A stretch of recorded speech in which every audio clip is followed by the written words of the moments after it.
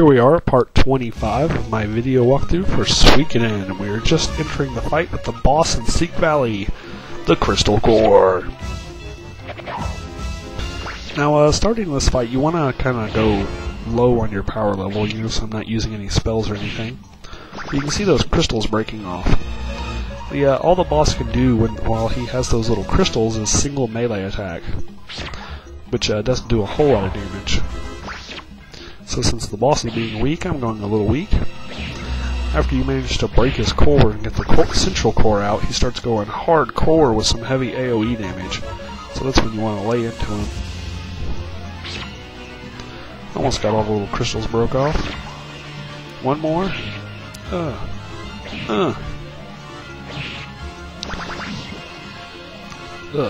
think he's probably getting kind of beat up now.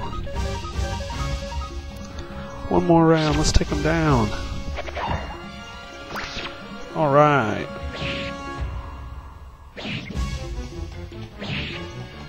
Aw, I didn't quite break the core yet. But I bet we will this round. Go ahead and heal everybody.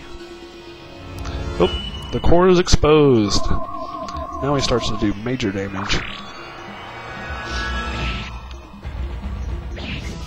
Alright, go crits. Cool, he didn't get to attack. Raging Blow! Black Shadow!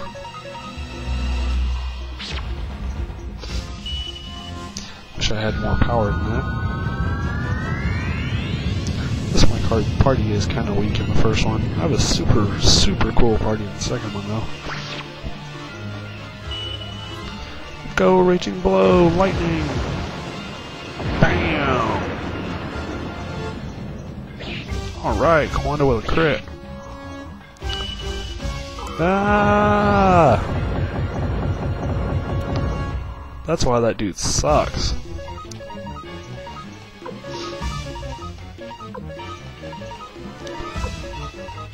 Takes lots of AoE healing. But, thanks to the flowing crystal, we don't gotta worry about it too much.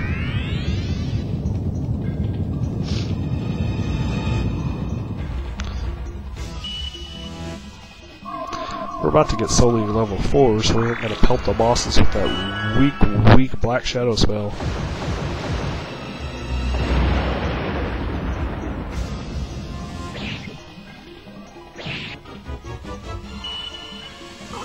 Every time. Ah, the fire!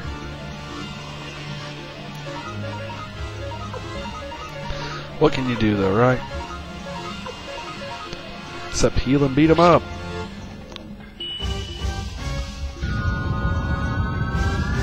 Be nice if you could give somebody the Gale Crystal and the Spark Crystal, huh?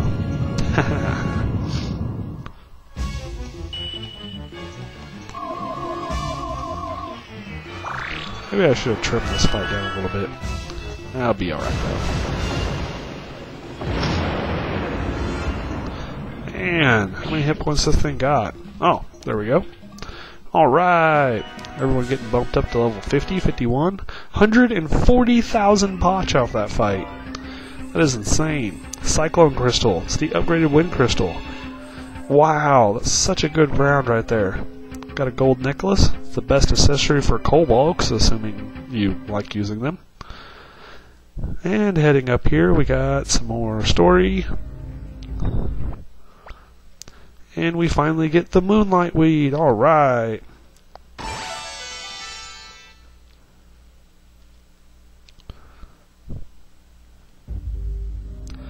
Then we just need to head back down off the mountain.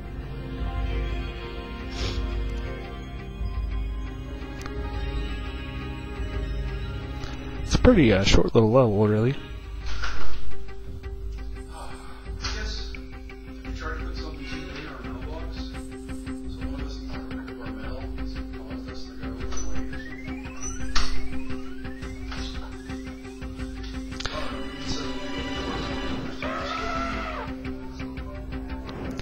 Get on the dragon here and fly back to the castle.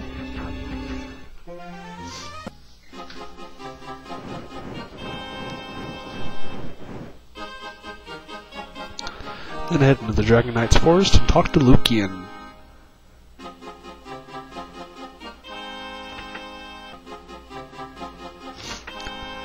which after some more story, the dragons will be rescued. Joshua will help us, and Milia and Futch will join our party, along with Joshua. Even though we can't use him except in the big epic battles, he still counts as a star. And then we get a free ride back to the castle, which is pretty cool.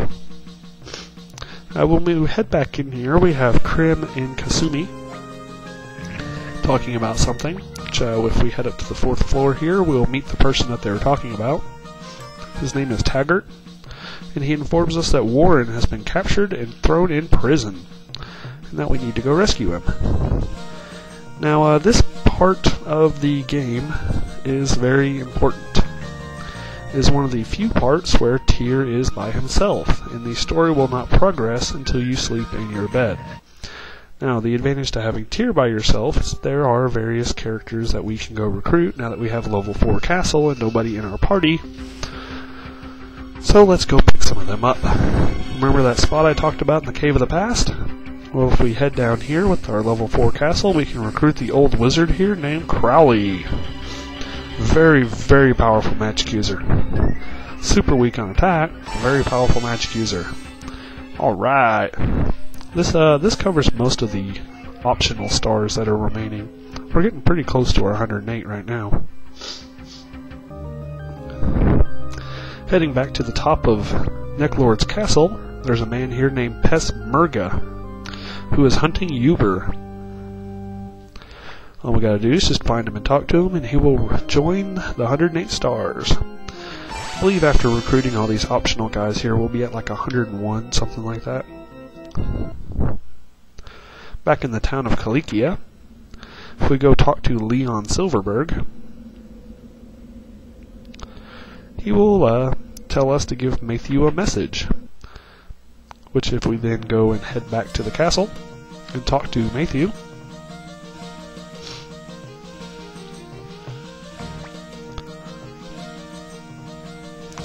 he will give us a letter. Okay.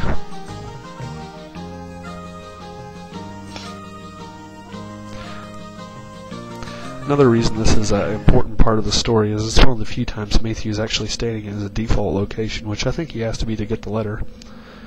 And then just go and give Matthew's letter back to Leon, and we will get to finally get him to join our 3rd strategist.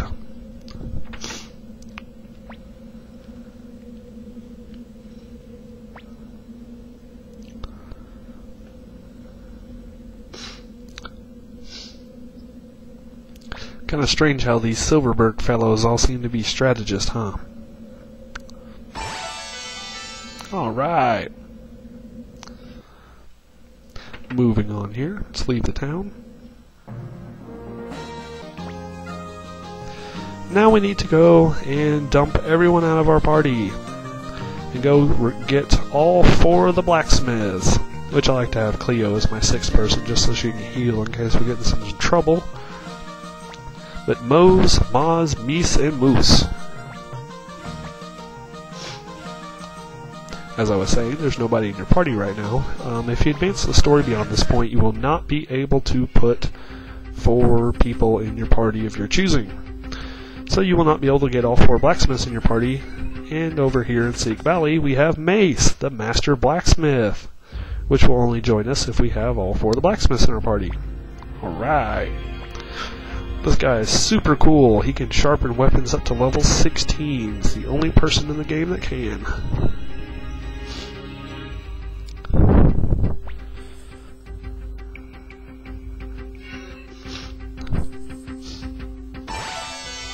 Woohoo! Mace has joined. We got one last recruit to get in the town of Rykon. If you go in and out of the inn over and over and over again, eventually this man named Clive will be here. Just talk to him, recruit him, and now we have 101 stars.